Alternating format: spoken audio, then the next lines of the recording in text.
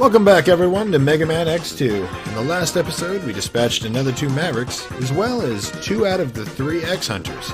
Acquired 3 out of the 4 armor parts. This game's just rushing by, isn't it?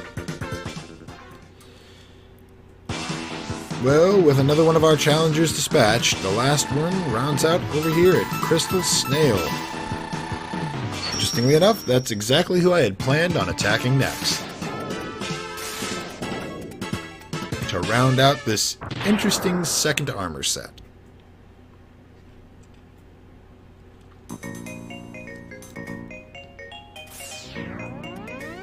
Now, all of the enemies, or bosses I should say, in this game actually have a little bit of description to them.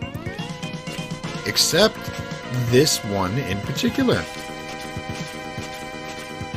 Like, literally, they all have a little bio of who they are, who they were, why they're doing what they're doing. Except Crystal Snail, who is simply cited as saying, no one knows, or he's mysterious, and no one... Oh, this is a real pain of an upgrade to get for me. Anyway, nobody really knows where he came from or what his motivation is, just that he has taken over the Energen Crystal Mine, which apparently this is sort of a... I guess you could consider it a food production facility for a Reploid. Oh no, so close. As this is where energy crystals that Reploids use as an energy source are mined and refined.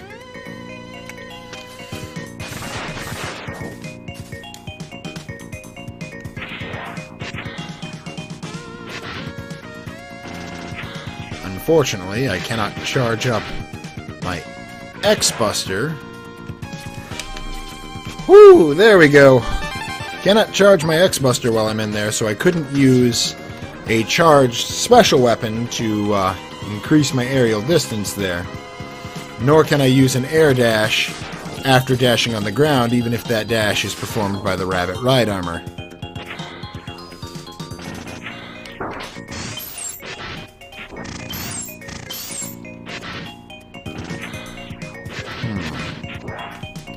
Ah yes, that's right. These differently colored Energen crystals can only be destroyed by a sliding crystal like that one. Stage hazard. Quite the hazard it is. Let me go. Is this the area? No.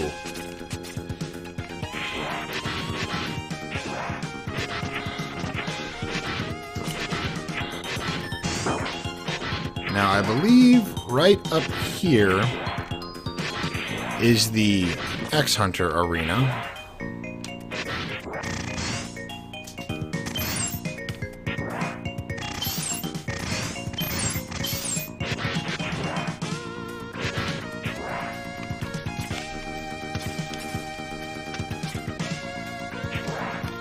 Which is a little bit of a pain, only in that you can only scale this area with those little torpedo things. The Energen crystal walls are too slick to scale.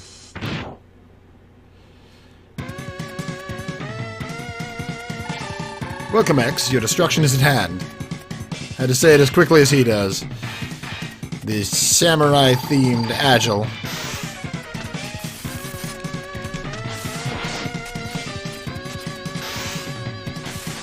The first one to throw sword shockwaves. They're certainly not the best one to throw sword shockwaves.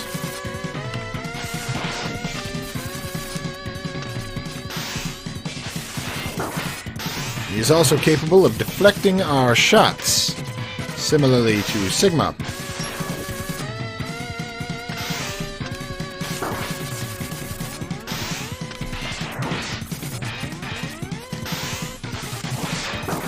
That dashing attack can be a real pain.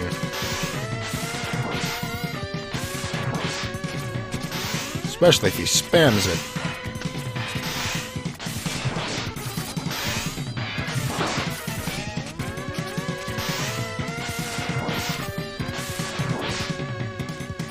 But the Buster upgrade made short work of him. I may have failed to you, but you'll never live to see zero.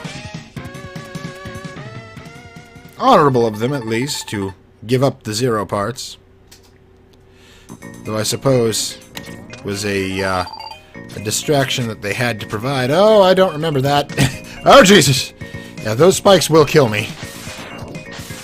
It was a distraction they had to provide, lest they not be able to distract X and give them ample time to do that which they are trying to do.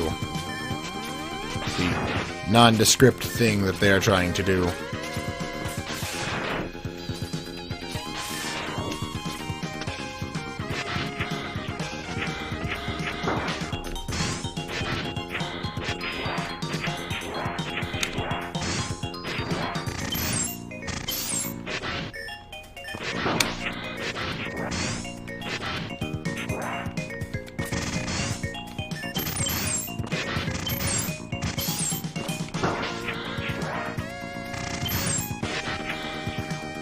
Lamentably, these blocks are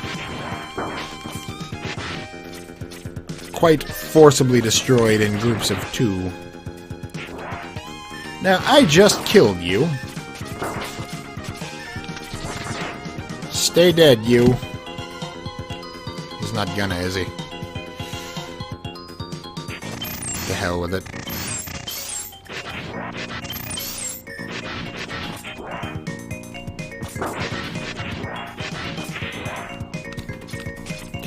Oh well, right armor ditched. Suppose it wasn't really all that necessary. But I do like the ride armors, so I like to hold on to them as long as I can. They're fun. They're like miniature mechs.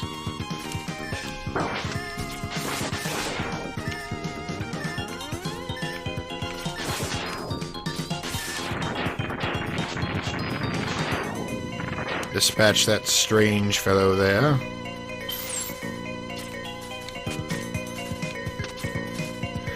Now, I don't believe I can make my way back up there, given the severe slidiness of this and the fact that it continues to cut your mobility, even if you make a mid-air jump, which one would imagine is propelled by mid-air boost, and thusly shouldn't be terribly affected by the slipperiness of the ground.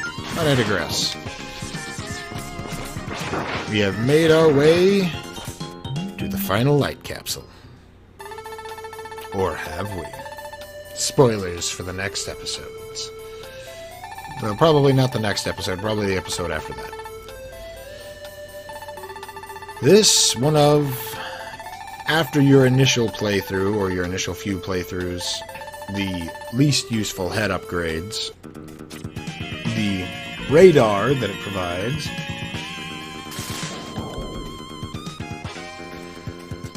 Allows you to search out secrets in the level. Like that.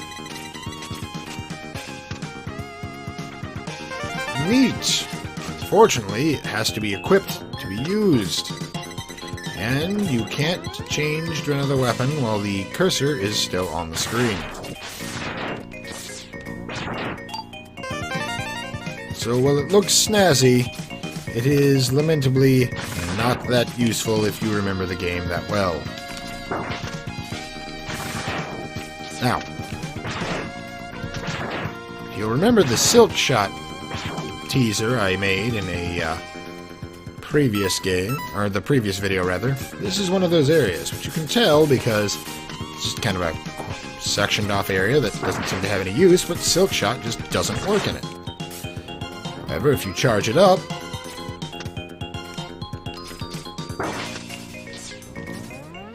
you will summon a fairly large number of power-ups.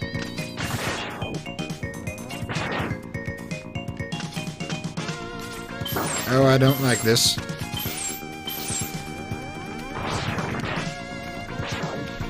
This dress. See, that thing will absolutely kill you dead if you touch it.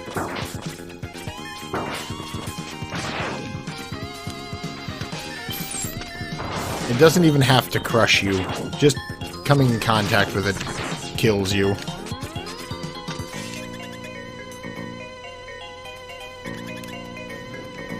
Onward to the mysterious crystal snail!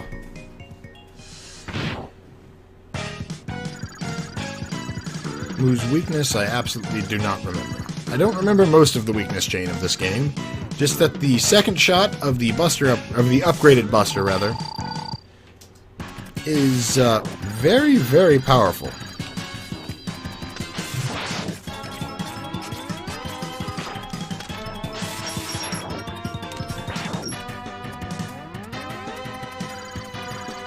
I don't think Strike Chain is his weakness, as that was a different Reploid's weakness already. See, part of the reason why the upgraded Buster here is so powerful is the second shot kind of ignores invulnerability time, or at least the invulnerability time of the first shot.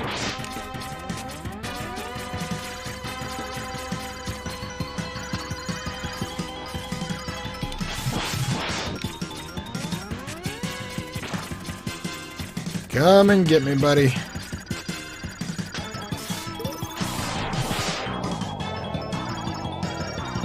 One of the only bosses who charges their own weapon.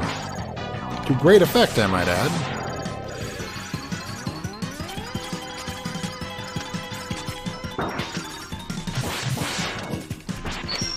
But not nearly great enough.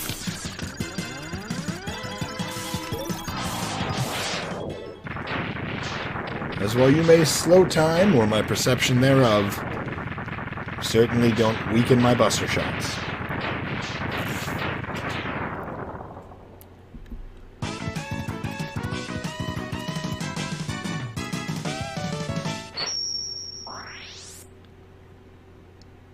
And so the third Maverick, based on an invertebrate in this game, is dispatched. I don't think any other Mega Man X game had quite so many invertebrate Mavericks.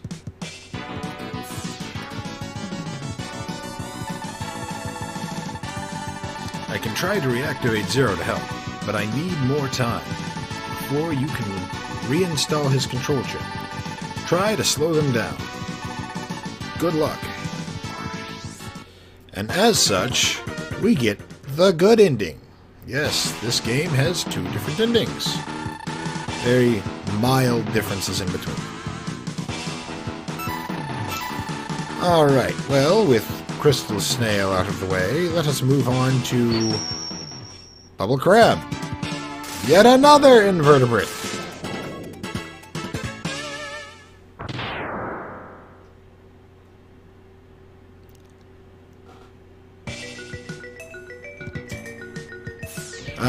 Very calming song, in my opinion, and one that they reused in Mega Man X5. Yes, Mega Man X5 was where they started the trend of reusing older music. Certainly not where it ended.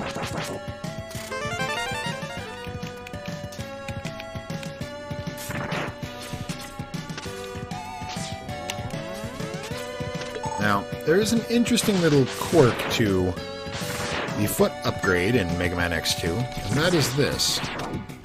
Once you've gotten it, you have the ability to jump infinitely on top of water. This quirk is something that makes its way over to X3 as well.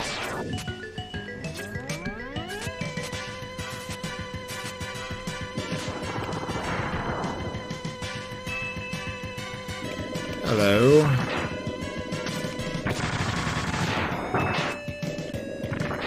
This charged weapon makes quick work of this enemy. Sonic Slicer just ruins his day.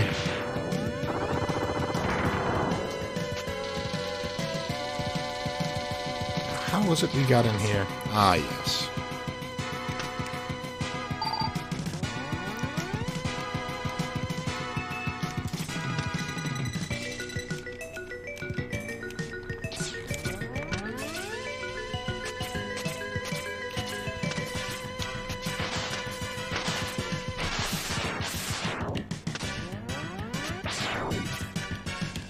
I believe there is an upgrade of some sort up here. Yes.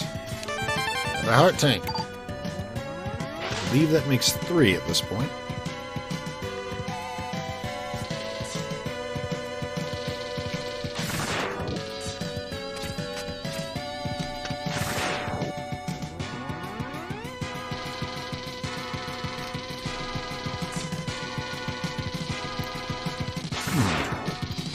remember, but I think freezing an enemy with... Oh, jeez, they're immune. Okay, well, that's not going to work. And to say, I think freezing an enemy with Crystal Snail's ability would cause the resulting platform to float.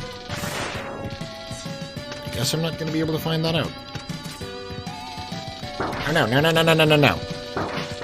No dying.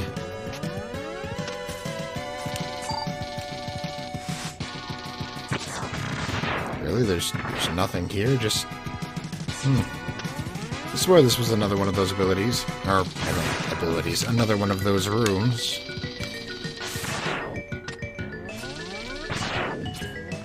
So then how do I reach this area?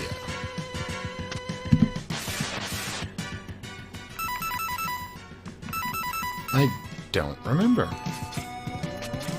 I know there's something up here. The question is, how do I reach it?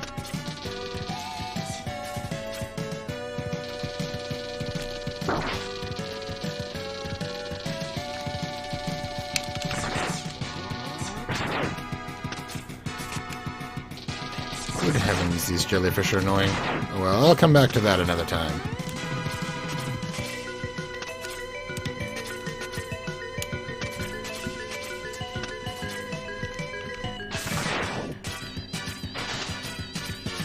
Ah, that would be the optional X-Hunter arena, but as there are no X-Hunters to challenge,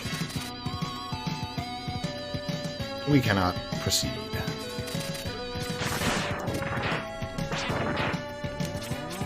I will say that, while powerful, the second shot of the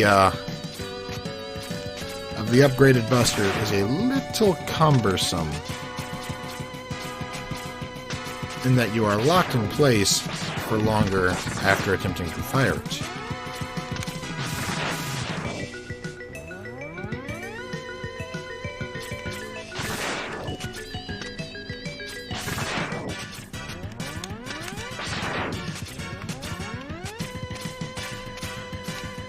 Alright.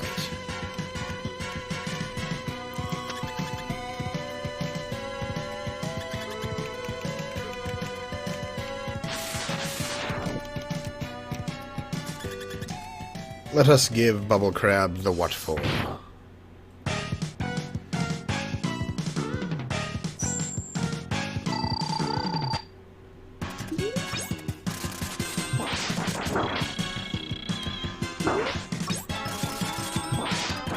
Now, interestingly, apparently, Reploids are subject to human flaws as well as the little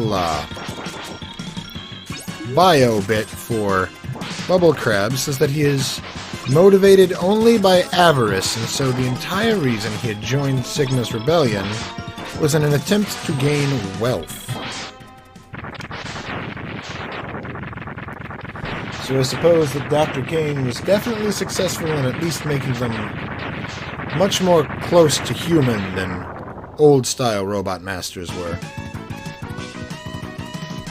Just not as virtuous as X.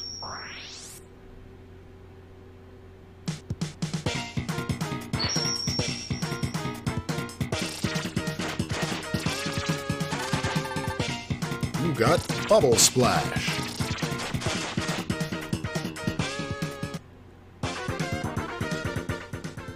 Well, with another 2 of the Mavericks down, we're rounding out near the end. So I'll see all of you on the other side.